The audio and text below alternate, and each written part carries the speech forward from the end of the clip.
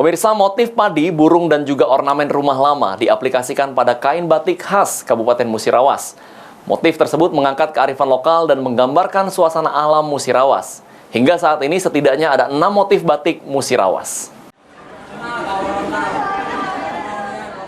Inilah kain batik khas Kabupaten Musirawas yang dijadikan sebagai batik unggulan. Kain batik tulis ini syarat dengan makna dan ciri khas kabupaten berslogan Lanseran Sekantenan.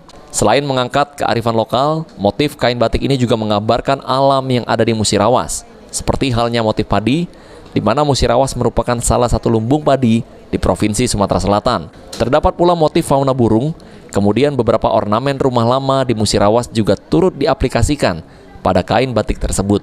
Ketua Dekranasda Musirawas menyebutkan setidaknya ada 6 motif batik yang dimiliki. Satu di antaranya ialah yang diunggulkan meski saat ini motif tersebut belum diberi nama. Ke depan agar kain batik Musirawas banyak dikenal masyarakat. Apa namanya, Pak? Yang merah itu apa namanya? Burung. Yang padi burung. Berarti itu yang akan kita promosikan untuk keluar lebih. Yang merah bagus.